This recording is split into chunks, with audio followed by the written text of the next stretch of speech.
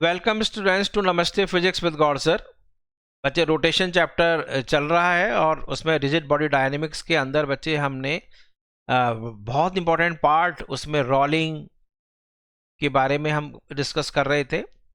और एक बहुत ही स्पेशल चीज़ मैंने आपको बताई कि आप किस तरह से जो प्योर ट्रांसलेशनल मोशन है उसको रोलिंग में चेंज कर सकते हैं, प्योर रोटेशनल मोशन है उसको रोलिंग में कैसे चेंज कर सकते हैं। और फॉर्मूले मैंने आपको याद करना भी बता दिया, कैसे याद करते हैं, कैसे ड्राइव करते हैं वो भी बता दिया।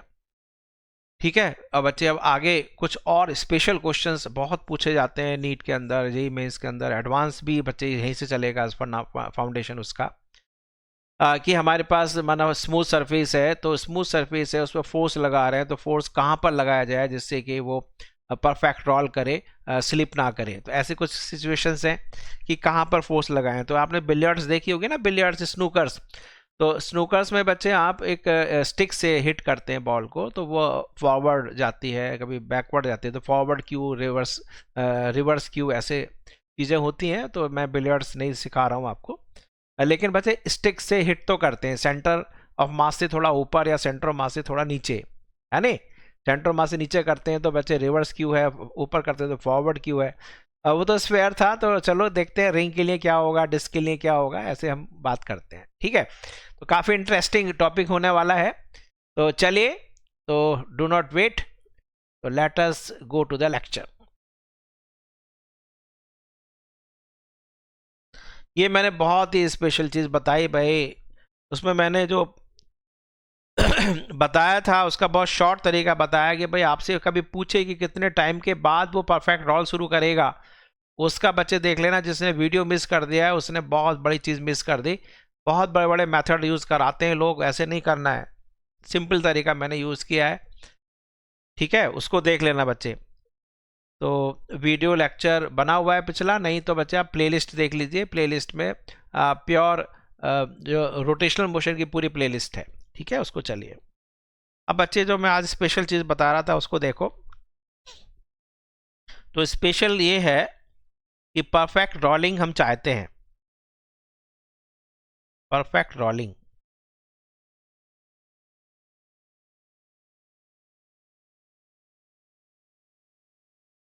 ऑन स्मूथ सरफेस,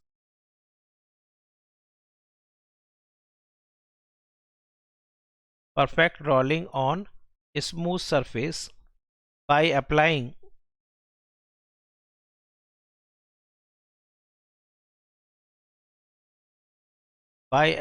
external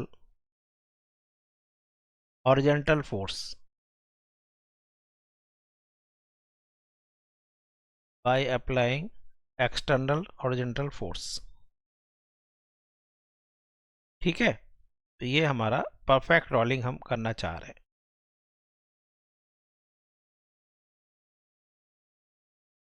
अब ये मैं जनरल करा रहा हूँ, कोई ये नहीं ले रहा मैं, रिंग डिस्क कुछ नहीं लूँगा, मैं जनरल कर रहा हूँ। तो चलिए बच्चे कोई भी चीज़ ले लेते हैं, एक शेप बना लेते हैं पहले। एक मिनट, शेप ले लेते हैं। ये आपके पास शेप, यदि आपको ये कलर ठीक लग रहा है, चलो ठीक है। और ये हमने ले लिया सरफेस।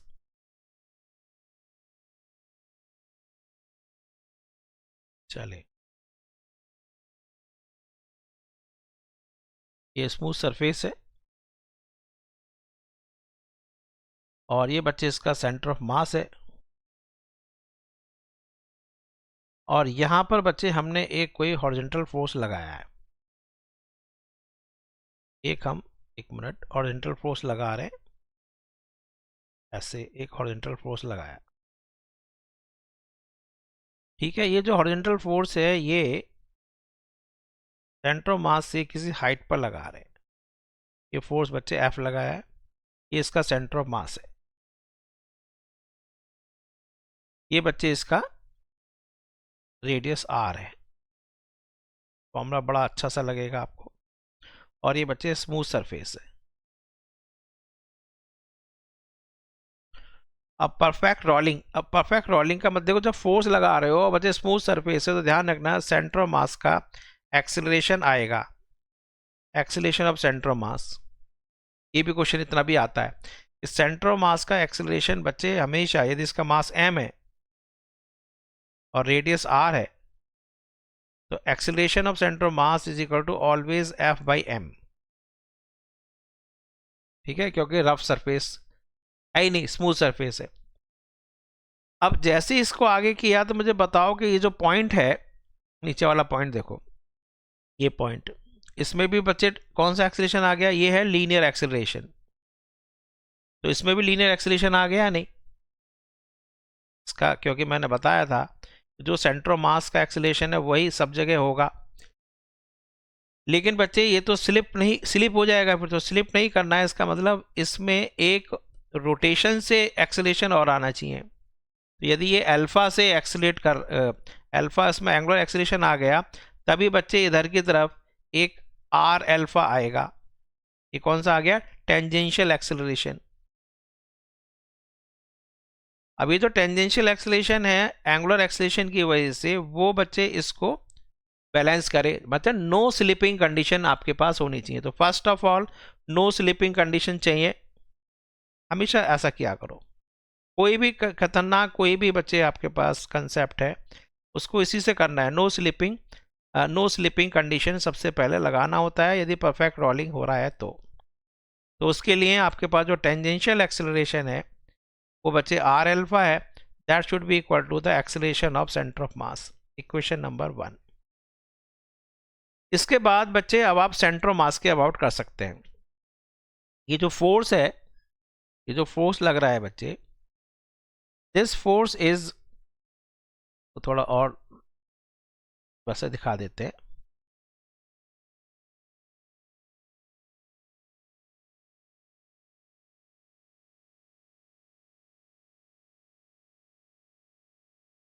ये जो फोर्स है बच्चे, ये फोर्स सेंटर ऑफ मास के अबाउट, सेंटर ऑफ मास ये है, इसके अबाउट इसको क्या कर रहा है? टॉक लगा रहा है, तो उसमें अल्फा आएगा।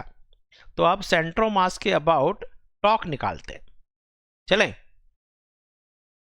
तो torque due to F about centre of mass. बच्चे आप एक्सपर्ट बन जाएंगे, मैं बता रहा हूं। ठीक है, देखिए कितना हो गया बच्चे? F into H. अब ये सेंटर ऑफ मास था, आपको दिख रहा है, एक बार देख लो। सेंटर ऑफ मास ये है और बच्चे फोर्स लग रहा है ऐसे, ये है बच्चे एच, तो ये इसको ऐसे घुमाएगा अल्फा से। ठीक है, ऐसे मान के चले ना। तो ये आपके पास सिचुएशन बनी, ये सेंटर ऑफ मास था।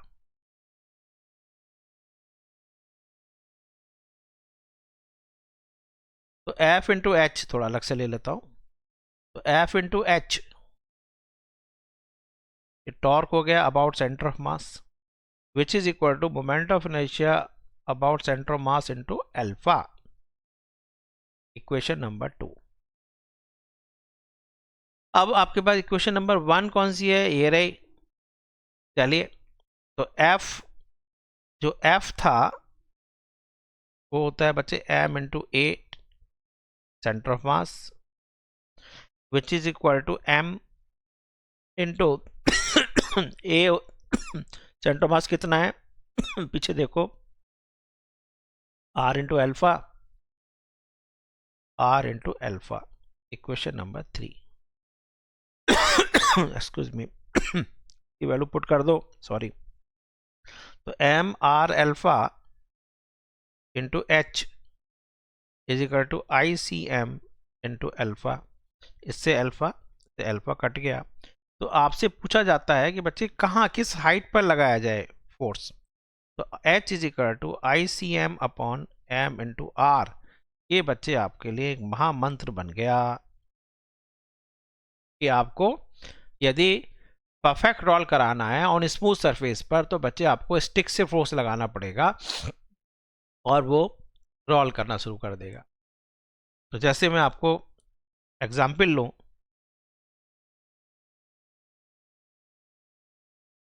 तो बच्चे आगे अब आपको सॉल्व नहीं करना है। ये क्वेश्चन आता है कि रिंग पर टेंजेंशियली एक फोर्स लगा रहे हैं, तो बताइए कितना फ्रिक्शन की जरूरत पड़ेगी? तो बच्चे जीरो जीरो जरूरत पड़ेगी। देखो जरा, यदि हम रिंग की बात करें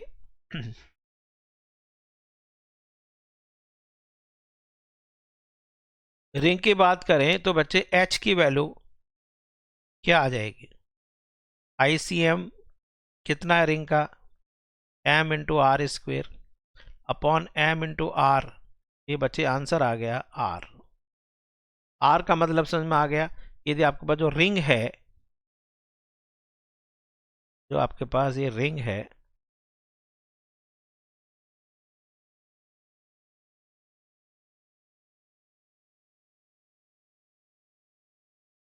ये सेंट्रो मास है इसका। सेंट्रो मास बच्चे दिख रहा है आपको ये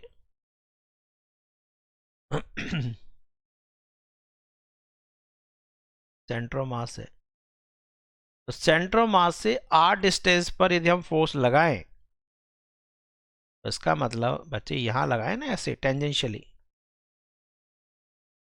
तो ये टेंजेंशियली यदि आपने, तो यदि आप छोटेपन में किसी ने व्हील को चलाया हो तो उसको पता है कि आगे ऊपर हैंड ऐसे टेंजेंशियली फोर्स लगाते हैं। नहीं मतलब साइकिल था, या अब तो साइकिल का व्हील यदि खराब हो गया है पुराना, है ना, निकाल के छोटे छोटे बच्चे चलाते हैं ना हाथ से, तो उस पर टेंजेंशियल फोर्स मारते रहते हैं, है ना। व्हील लिया उस पर ऐसे फोर्स, तो रिंग रिंग व्हील, तो जो व्हील है उसको रिंग की तरह से बिहेव मानेंगे। टायर जो है, सॉरी टायर, व्हील की वजह टायर ले लो, टायर पर आप ऐसे हॉरिजॉन्टल फोर्स लगाते हो टेंजेंशियली उसके अपर सरफेस पर, तो वो बच्चे रोल करता है, वो स्लिप नहीं करता है, ध्यान रखना, ठीक है। तो ये हो गया बच्चे आर। इसका मतलब हमारे पास जो रिंग के लिए यदि हम फोर्स को टेंजेंशियली लगा रहे हैं ऊपर वाली सरफेस पर, तो हमें फ्रिक्शन की जरूरत नहीं पड़ती है। नो फ्रिक्शन नीडेड, ये मैं लिख देता हूं।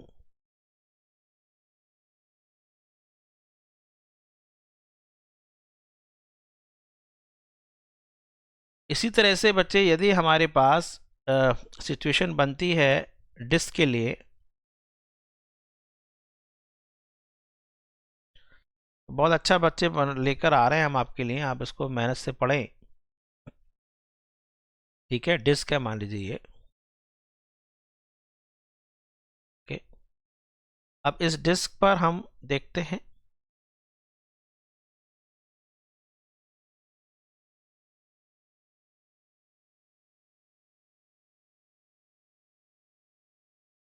इसका सेंटर मास बच्चे ये है। तो अब इसके लिए हम F कहाँ लगाएं? ये पूछ रहा है कि F कहाँ लगना चाहिए।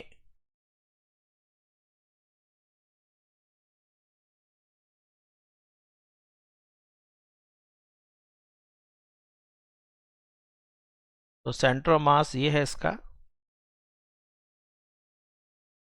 और ये बच्चे इसका H है, तो ये बच्चे F लिया हम, ठीक है। ये H था, ओके, तो H है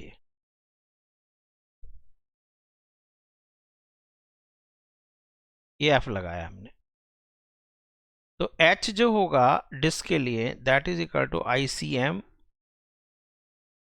upon M into R. ICM की वैल्यू कितनी है डिस्क के लिए बोलो? MR² by 2 upon MR। इसका मतलब H जो है वो बच्चे R/2 होगी। यदि हम डिस्क के हाफ पर लगाएंगे, ऊपर जो टेंजेंट और सेंटर ऑफ मास के जस्ट बीच में यदि हम हॉरिजॉन्टल फोर्स लगाएंगे, तो बच्चे डिस्क भी परफेक्ट रोल करेगी ऑन स्मूथ सरफेस। क्वेश्चन थोड़ा खतरनाक पूछ लेता है कि हमने डिस्क है उसके सेंटर से R/2 पर एक हमने फोर्स लगाया हॉरिजॉन्टल, बताइए फ्रिक्शन कितना होगा? तो आपको पता, पहले चेक कर लिया करो कि भाई है या नहीं। अब इसमें एक चीज मैं और स्पेशल बता दूं आपको कि मान लीजिए आपके पास जो हाइट, इससे हम थोड़ा ज्यादा फोर्स हाइट पर लगाया, देखो और देखो, इससे बच्चे हम थोड़ा सा ऊंचाई पर लगाते हैं, तो क्या होगा? ऊंचाई पर लगाते हैं तो मुझे बताइए कि सेंटर ऑफ मास का एक्सेलेरेशन तो सेम रहेगा ए, चाहे किसी भी हाइट पर लगाओ। सेंटर ऑफ मास का जो एक्सेलेरेशन है वो बच्चे F/m पर डिपेंड करेगा। लेकिन थोड़ा ऊपर लगाने से क्या, इस हाइट, जो आपकी हाइट आ रही है r/2, उससे थोड़ा ऊपर लगाओगे तो मुझे बताओ इस फोर्स का टर्निंग इफेक्ट टॉर्क ज़्यादा हो जाएगा। टॉर्क ज़्यादा होने से क्या होगा, अल्फा ज़्यादा आएगा। अल्फा ज़्यादा आने की वजह से बच्चे इसका जो टेंजेंशियल एक्सेलरेशन है आर अल्फा, वो इसके सेंटर मास के एक्सेलरेशन से, जो सेंटर मास का एक्सेलरेशन है ए, वो तो फिक्स है, ए इज इक्वल टू F/m, उससे ज़्यादा हो जाएगा। तो इसका मतलब ये पीछे की तरफ बैकवर्ड क्या करेगा, बैकवर्ड स्लिप करेगा। तो कभी कभी आपसे क्वेश्चन पूछ लेगा, मतलब थोड़ा टेक्निकल क्वेश्चन है कि बैकवर्ड स्लिप करेगा या फॉरवर्ड स्लिप करेगा। तो बैकवर्ड स्लिप करेगा यदि हम h से r/2 से f को थोड़ा ऊपर लगा दें तो। समझ में आ रहा है? और यदि उससे नीचे लगाएंगे, उससे नीचे लगाएंगे तो बच्चे उसमें एक्सेलरेशन टेंजेंशियल, ये वाला सेंटर मास का एक्सेलरेशन सेम रहेगा, लेकिन टॉर्क कम लगने की वजह से अल्फा कम आएगा, तो पीछे बैकवर्ड जो आर अल्फा वो उसको बैलेंस नहीं कर पाएगा, इसलिए वो फॉरवर्ड स्लिप करेगा। आगे से मैं बहुत हाई क्लास चीज बता रहा हूँ आपको। तो you will be now master in reverse slip यानी या फॉरवर्ड स्लिप। बता दो, एक बार लिखा दो इसको, चलो एक बार लिख लो, तो समझ में तो आ गया है। मैं इसको एक बार डायग्राम बना देता हूँ, ये देख लो।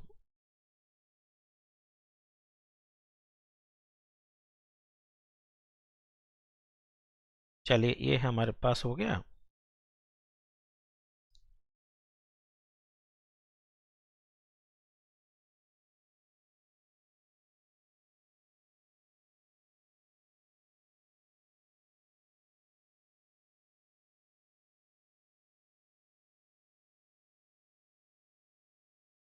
सपोजिंग ये दोनों हमारे क्या है, ये दोनों डिस्क है,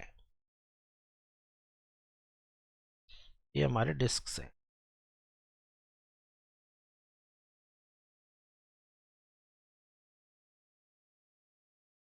और ये इनका सेंटर मास है, और सेंटर मास से हमने, ये बच्चे इसका आर है, यहां से यहां तक आर है, ये भी आर है। अब हमने जो फोर्स लगाया है बच्चे, वो मान लीजिए इस पर ऊपर लगा दिया ऐसे।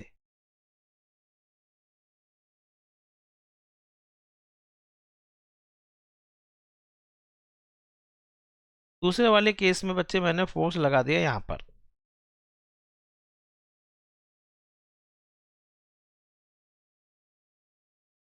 अब इस वाले केस में जो मैंने फोर्स लगाया है बच्चे, ये फोर्स, एक मिनट,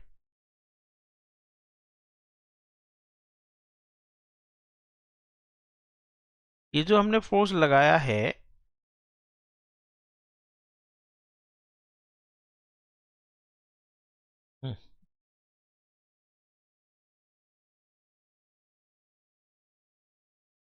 ये फोर्स बच्चे आर पर लगाया है, और ये जो फोर्स लगाया मान लीजिए ये r/4 पर लगाया है। तो आपको पता है ये दोनों स्मूथ सरफेस है। तो सिचुएशन 1 है ये, सिचुएशन 2 है। इन फर्स्ट सिचुएशन पहले ये देखो कि फॉर परफेक्ट रोलिंग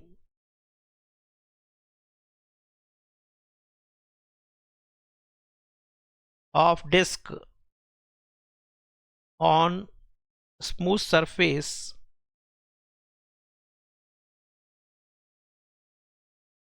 जो H होना चाहिए जहां पर हॉरिजॉन्टल फोर्स लगेगा, that will be r/2। This is only for disc, disc के लिए है ये ना, हर के लिए तो ना करोगे आप, हर एक के लिए नहीं है। तो केस 1, फर्स्ट केस में क्या हो रहा है, केस 1, केस 1 में बच्चे H जो है वो r/2 से ज्यादा है। तो दोनों केस में बच्चे ध्यान रखना कि इसका जो सेंट्रीपिटल सेंटर ऑफ मास का एक्सेलरेशन है, सॉरी, ये दोनों का फिक्स रहेगा। तो इसका भी a, इसका भी a, और पीछे की तरफ बच्चे हमारा आर अल्फा आता है, दूसरे वाले केस में भी आर अल्फा आता है। अब फर्स्ट केस में बच्चे एफ जो है वो बहुत ज़्यादा ऊपर लग रहा है, तो इसका मतलब टॉर्क ज़्यादा होगा, तो अल्फा बहुत ज़्यादा होगा। तो ध्यान रखना आर अल्फा जो है वो सेंटर ऑफ मास के एक्सीलरेशन से ज़्यादा होगा। इसलिए पहले केस में क्या होगा बच्चे, बोलो, बैकवर्ड स्लिपिंग होगी। तो disc will have backward slipping. तो यदि रफ सरफेस रखा है तो बच्चे फ्रिक्शन आगे लगनी चाहिए, फ्रिक्शन आगे जरूरत पड़ेगी, फॉरवर्ड फ्रिक्शन इज नीडेड। ये सब देख लो।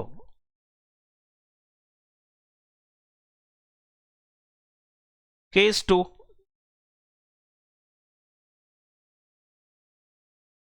केस 2 में बच्चे जो आपके पास H है वो आपके पास लेस देन R/2 है। तो आपके पास हाइट, जिस हाइट पर आप लगा रहे हैं, ये जो हम हाइट जिस हाइट पर लगा रहे हैं, और हमें चाहिए H R/2। तो R/2 से कम होने की वजह से, एक मिनट, ये H है, अरे यार ये क्या, कैसे लिखा, H R/2 से कम होने की वजह से बच्चे अल्फा कम होगा तो टॉर्क कम लगेगा। R alpha will be less than A centre mass का एक्सेलरेशन। ये सेंटर मास का एक्सेलरेशन हो गई। इसका तो टेंजेंशियल जो एक्सेलरेशन है बैकवर्ड वो कम रहा। जो टेंजेंशियल एक्सेलरेशन है बच्चे, ये टेंजेंशियल एक्सेलरेशन है AT। ये जो टेंजेंशियल एक्सेलरेशन है AT, ये बच्चे कम रहा सेंटर ऑफ मास के एक्सेलरेशन से। इसका मतलब ये जो पॉइंट P है वो आपके पास आगे की तरफ जाएगा, यानी कि it will have the forward slipping.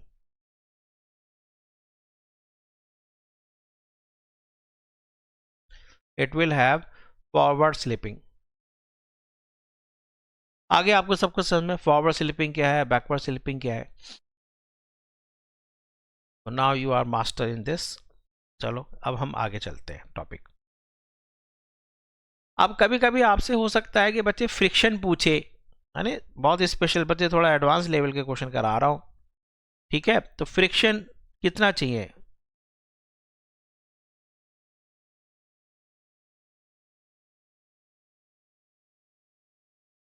Friction required for perfect rolling. चलो एक बार इसको और देख लो, मैं बस बता देता हूँ, आप नॉलेज आपको होनी चाहिए। तो ज़्यादातर बच्चे ध्यान रखना, जो जेई नीट के बच्चे हैं, यानी जो नीट दे रहे हैं, वो जेई मेंस ज़रूर देना, और उसमें ये क्वेश्चंस आते हैं। और बहुत से बच्चे मैंने देखे हैं कि उनके पास मैथ्स चाहे इतना अच्छा ना भी हो उनका, जब भी उनके जो परसेंटाइल है वो बहुत अच्छा आता है, ठीक है, और उनको NIT मिल जाता है। तो यदि आपका इंटरेस्ट थोड़ा इंजीनियरिंग में हो तो वहाँ जा सकते हो, ठीक है। चलिए, बस ये थोड़ा फिजिक्स को अच्छा सा कर लो, फिजिक्स इंपॉर्टेंट है, ठीक है। जी में इसमें मैथ्स तो वट अप होता है, सबके लिए बराबर ही हो जाता है, पर फिजिक्स जिसकी अच्छी है और केमिस्ट्री जिसकी अच्छी है वो खींच लेता है। फिजिक्स ये थोड़ा टफ पड़ता है, फिजिक्स ले लो। मैं फिजिक्स आपको उसी लेवल का करा रहा हूँ, बहुत हाई लेवल का। चलिए, तो friction required for perfect rolling. चलिए बच्चे एक ले लेते हैं कुछ।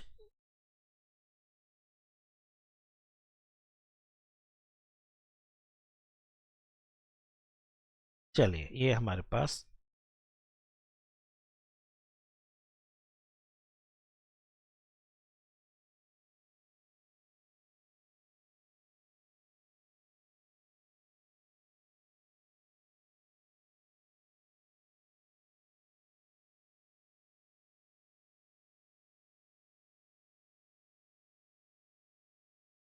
अब friction required for perfect rolling, और फोर्स भी लगा रहे हैं बच्चे, है नहीं, सपोजिंग मैं फोर्स ऐसे लगा रहा हूँ। चलिए मैंने ऐसे लगा दिया force,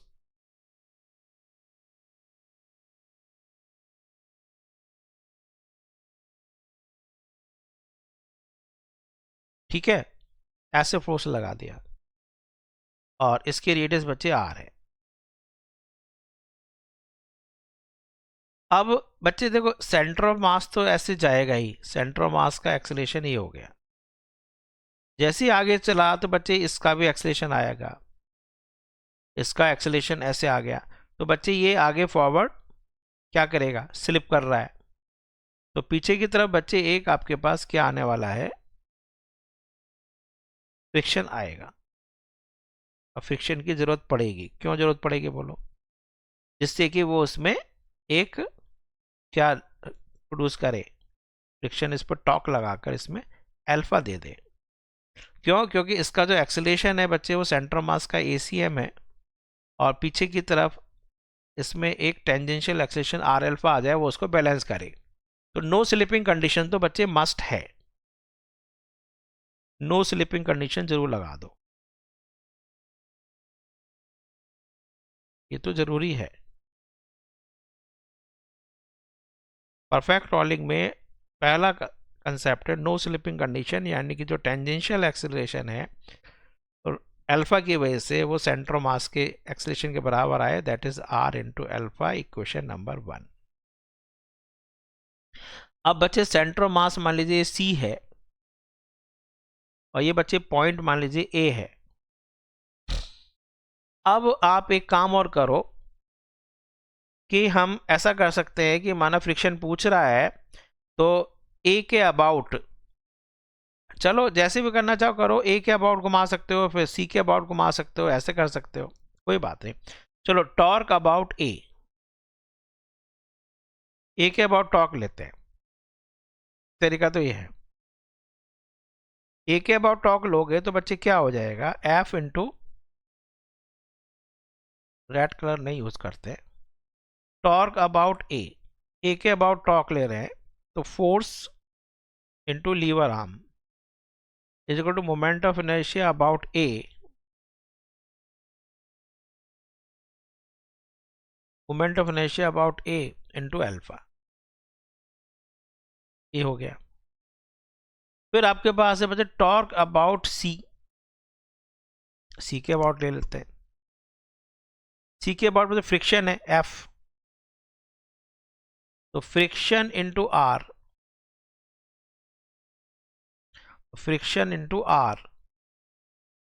is equal to I centre of mass into alpha. तो देखो बच्चे कुछ कैंसिल होता है तो कैंसिल कर लो, तो F अपॉन F, इसको अपोजिट ले लो, थोड़ा सा रुको,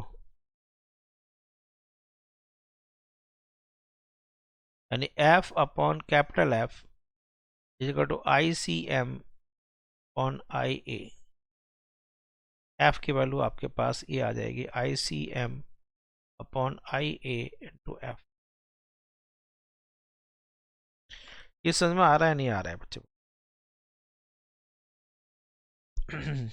क्योंकि पहले हमने क्या किया, A के अबाउट ले लिया, तो force into lever arm is equal to इसके about moment of inertia into alpha. इसके अबाउट ले रहे हैं तो बच्चे फ्रिक्शन लग रहा है, friction into this is equal to ICM into alpha. इससे बच्चे कुछ क्वेश्चंस आराम से होते हैं। अब F यदि आ गया, F निकाल लिया आपने, मेरा मेथड थोड़ा अलग है, आसान है। जब ये आ गया उसके बाद बच्चे आपको आसान तरीका ये है कि F minus friction is equal to mass into centre of mass का एक्सेलरेशन। ये आप, तो मैंने आपको थोड़ा करके दिखा दिया, आप इसको स्पेसिफिक नहीं करो, इसको एक जनरल मैंने करा दिया आपको, जनरल तरीके से कर सकते हैं। तो फ्रिक्शन कितनी जरूरत पड़ेगी, एक्सेलरेशन कितना होगा रफ सरफेस पर, ये हमने ले लिया, ये रफ सरफेस था। चलो छोड़ो, आपको इतना ज़्यादा कुछ नहीं करना है, नीट में बहुत आसान सा रहता है, जेईई मेंस एडवांस के लिए मैंने करा दिया। अब बच्चे होता है रोलिंग, यहाँ भी इंपॉर्टेंट है, rolling on a rough inclined surface, rolling on rough inclined surface।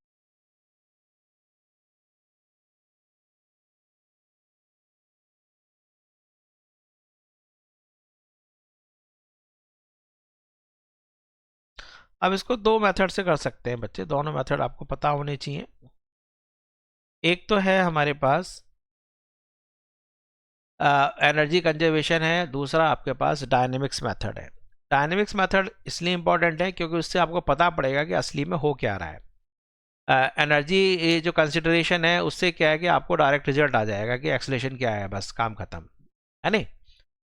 चलो, तो मैं दोनों चीज़ें बताऊंगा आपको, तो कंसेप्ट को समझना है। जैसे आपके पास हम एनर्जी कंसिडरेशन करेंगे, सेंटर ऑफ मास है बच्चे,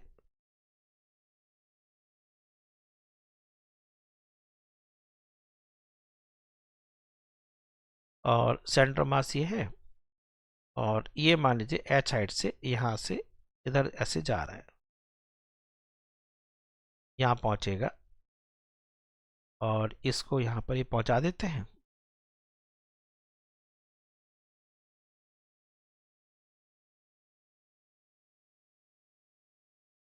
यहाँ पहुँच गए,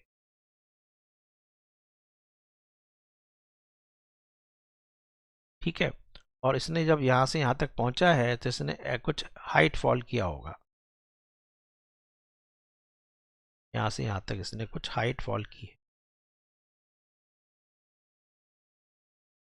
और इसने बच्चे कुछ डिस्टेंस भी कवर किया है, माना एस डिस्टेंस कवर कर, ये माना एस एक्सलेशन से जा रहा है सेंटर ऑफ मास,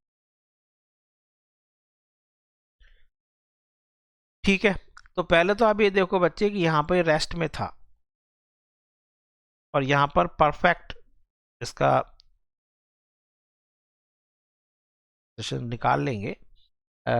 यहाँ पर इसकी वेलोसिटी मान लीजिए v आ गई है, सेंटर ऑफ मास की वेलोसिटी। यहाँ पर इसके सेंटर ऑफ मास की वेलोसिटी 0 थी, और ये बच्चे जब सेंटर मास आ रहा है इसका मतलब ये ऐसे घूमेगा भी ओमेगा से, और ओमेगा और VCM में रिलेशन होगा परफेक्ट रोलिंग के लिए।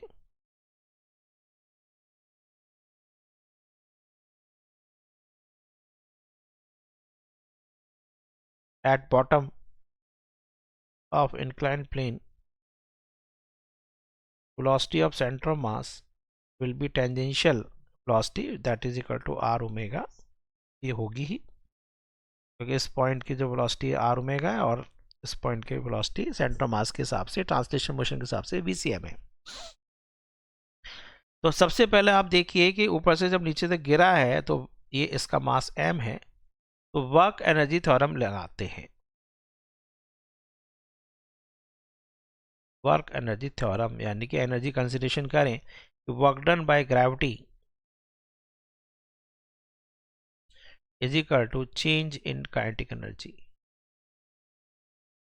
तो वर्क डन बाय ग्रेविटी बच्चे क्या है, mgh is equal to kinetic energy कौन कौन सी आई है इसकी, के रोलिंग आ गई है,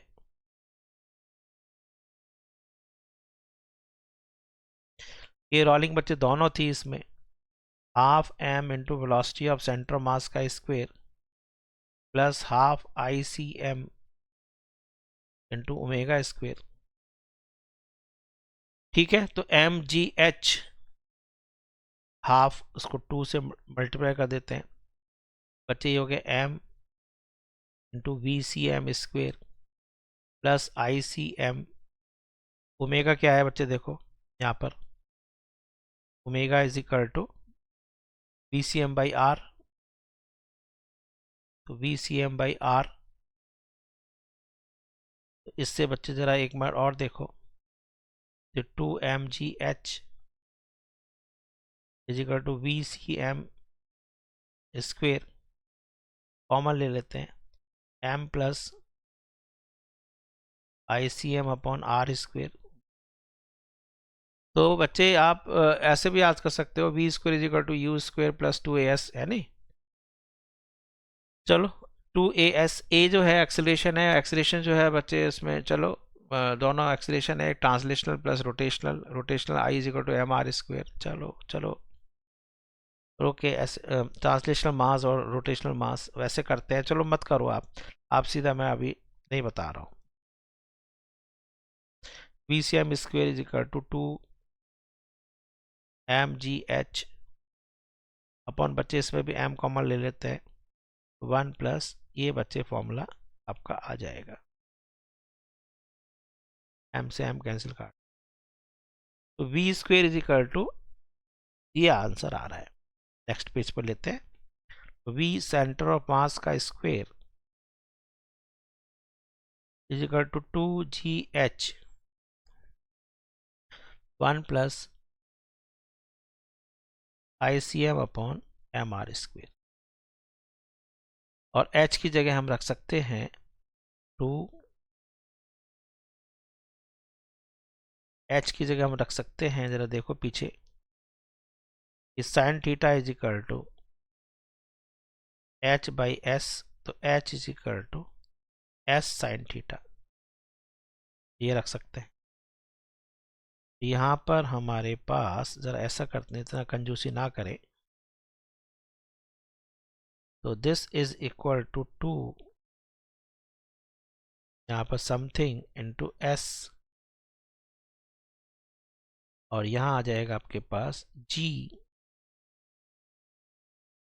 sign theta upon 1 plus ICM upon, तो इसको यदि हम कंपेयर करें,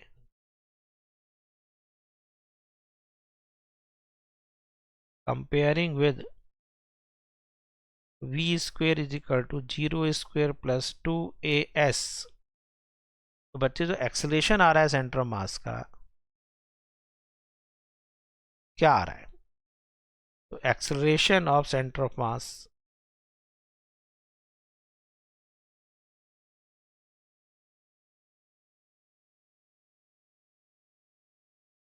कितना आ गया, is equal to g sine theta upon 2as है ना, upon 1 plus ICM upon mr। तो ये बच्चे हमने वाकई थ्योरम से काम कर लिया। इसमें मैंने कुछ ज़्यादा कंसेप्ट नहीं बताया कि ऐसा क्यों रोल कर रहा है, क्या रीज़न है इसका, कुछ डायनेमिक्स का मतलब कॉज नहीं समझ में आ रहा है आपको, इसकी डायनेमिक्स बिल्कुल समझ में नहीं आ रही है। हाँ बस, हाँ ये है कि हाँ चलो हो गया, कर लिया, बस काम ख़त्म, ठीक है, बस ये काम से चल गया, ऐसे कुछ दिमाग में तो घुसा नहीं, फॉर्मूला आ गया पर। हाँ इससे ये है कि क्वेश्चंस आराम से हो जाएंगे कि रिंग है, डिस्क है और स्फेयर है, तो इसका किसका एक्सेलरेशन ज़्यादा होगा, तो बच्चे सारा खेल सेम मास सेम रेडियस का है, हाँ ये कर सकते हो क्वेश्चन, एक क्वेश्चन कर सकते हो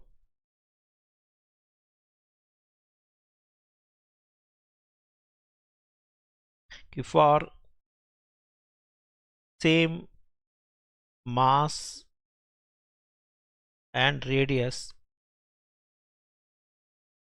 तो बच्चे देखो कि एक्सेलरेशन जो है वो proportional to 1 upon 1 plus ICM upon mr square, mr square भी सेम है। तो यदि हम रिंग की बात करें तो ring is proportional to 1 upon 1 plus ICM जो mr स्क्वेयर है 1 प्लस 1, यानी प्रोपोर्शनल टू हाफ। डिस्क की बात करें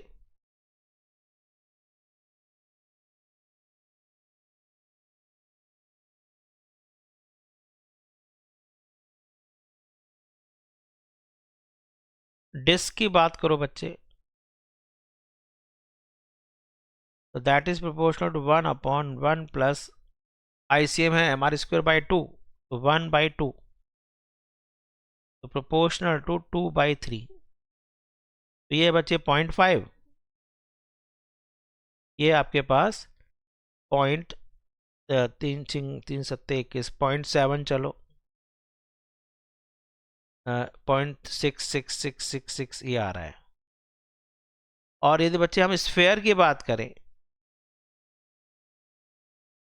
1 upon 1 plus 2 by 5, proportional to बच्चे 5 बाई 7, तो दैट इज प्रोपोर्शनल टू 0.71। तो सबसे ज़्यादा एक्सेलरेशन बच्चे स्फेयर का आएगा, उसके बाद डिस्क का आएगा, सबसे कम रिंग का आएगा। तो यदि हम रिंग डिस्क, जो रिंग का है बच्चे वही आपका सिलेंड्रिकल शेल का है, जो डिस्क का है वही बच्चे सॉलिड सिलेंडर का है। तो यदि रिंग, डिस्क और स्फीयर को सबको एक साथ रेस्ट छोड़ दिया जाए तो एक्सीलरेशन सबसे ज्यादा स्फीयर का होगा, तो वो सबसे पहले पहुंचेगा। ऐसा क्वेश्चन आता है नहीं? ठीक है, यदि इस तरह का आपके पास कोई कंसेप्ट आ जाए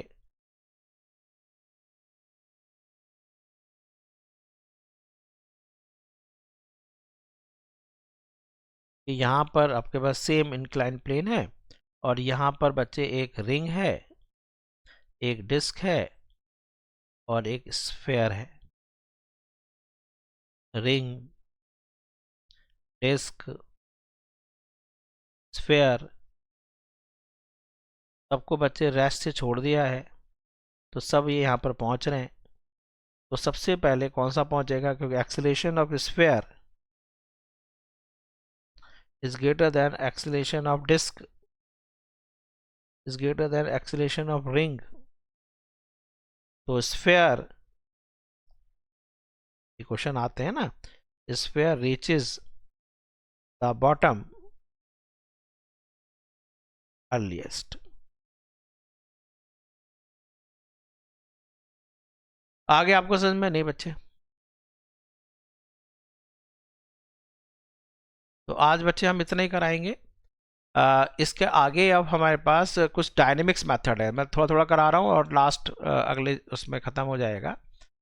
तो डायनेमिक्स मेथड बहुत इंपॉर्टेंट है, उसमें आपको कॉज का पता पड़ेगा कि क्यों जो रोलिंग बॉडी है वो रोल क्यों क्यों करती है। जो रोल कर सकती है, सिलेंडर है, डिस्क है, रिंग है, वो इंक्लाइन प्लेन पे क्यों रोल करती है, क्या उसका रीज़न है, क्या उसका डायनेमिक्स है, क्या उसका कॉज है, और क्या स्मूथ सरफेस है तो वो रोल कर सकती है, ये सब जानेंगे। और क्या कोई ऐसा कोई क्रिटिकल एंगल तो नहीं है, इंक्लाइन प्लेन है उसका कोई क्रिटिकल एंगल तो नहीं है कि उस पर हम उससे यदि हम कम रखेंगे तभी वो रोल करेगा, उससे ज़्यादा करेंगे तो वो रोल ना करे। तो ये हम बात चर्चा अगली बार करेंगे। तो बच्चे आप बने रहें एंड देखते रहें वीडियो, ठीक है? तो I end the meeting now. रिवाइज करो उसको, बहुत इंपॉर्टेंट चैप्टर था ये।